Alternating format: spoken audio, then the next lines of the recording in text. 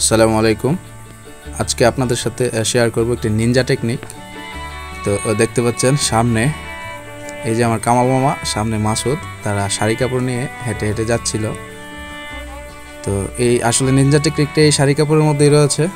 তো দেখাবো আপনাদের সাথে আজকে।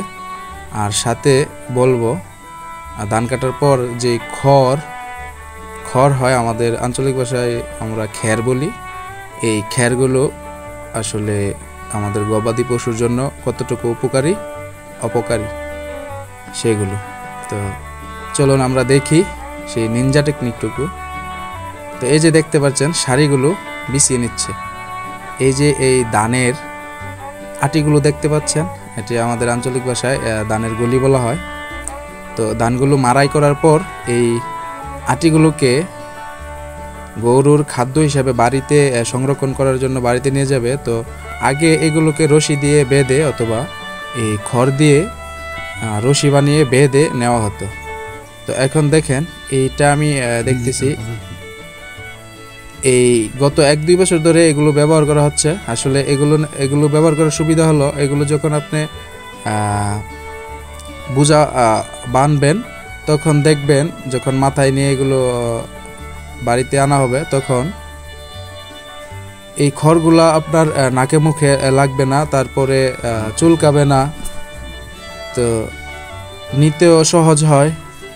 খড়ের বোঝা নিলে দেখা যায় সামনের দিকে কিছু দেখা যায় না, সামনে অনেকগুলো পড়ে থাকে। তো এটা ব্যবহার করার ফলে রাস্তাটুকু ক্লিয়ার দেখা যায় এবং নাকে মুখে এসে এই খড়গুলো পড়ে না এবং আপনার শরীরেও কিন্তু চুলকাবে না। তো এটা হলো সেই নিনজা টেকনিক। তো চলুন এখন শেয়ার করব ধানের খড়ের ভালো মন্দ সমূহগুলো। সাধারণত গবাদি পশুর জন্য একটি সস্তা সহজলভ্য খাদ্য এই খড়, তবে এটির পুষ্টিমান কম। তো চলুন এর পুষ্টিমান নিয়ে আমরা কিছু আলোচনা করি। এই খড়ের মধ্যে রয়েছে শুষ্ক পদার্থ ডিএম 85 থেকে 90% এবং অপরিশোধিত প্রোটিন সিপি রয়েছে 3 থেকে 4%। ক্রোড ফাইবার সিএফ রয়েছে 30 থেকে 40%।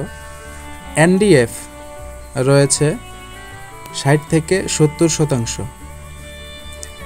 এডিএফ রয়েছে 35 থেকে 45% এবং রয়েছে লিগনিন 5 থেকে 8%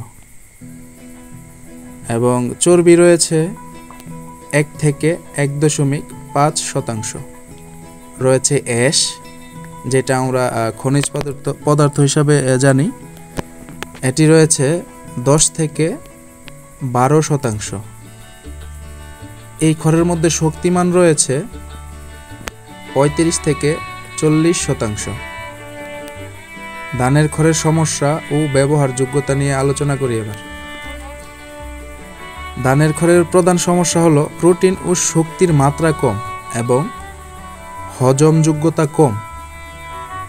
এতে সিলিকা বেশি থাকে যা হজম বাধাগ্রস্ত করে। এটিতে নাইট্রোজেন, মিনারেল ও ভিটামিনের ঘাটতি থাকে। তো চলুন জেনে নিই এবার উন্নত উপায়ে ধানের খড়ের ব্যবহারগুলো কি কি। ইউরিয়া ট্রিটমেন্ট 0.3 থেকে 0.4% ইউরিয়া ও পানি মিশিয়ে রেখে দিলে এর হজমযোগ্যতা প্রোটিন মান বেড়ে যায়। মোলাসেস মেশানো, যদি মোলাসেস ব্যবহার করেন তবে এটি শক্তি ও স্বাদ বাড়ায়। শিম গাছের শুকনো পাতা বা অন্যান্য প্রোটিন সমৃদ্ধ উপাদান মেশানো, যেমন সজনে পাতা, দেশি খেসারি, মটরশুঁটি বা সয়াবিন গাছের শুকনো অংশ। তো কাজ করতে করতে সন্ধ্যা গনিয়ে এসেছে। তো আজ এই পর্যন্তই। সবাই ভালো থাকবেন, সুস্থ থাকবেন। দেখা হবে পরবর্তী কোনো ভিডিওতে। আল্লাহ হাফেজ। আসসালামু আলাইকুম ওয়া রাহমাতুল্লাহ।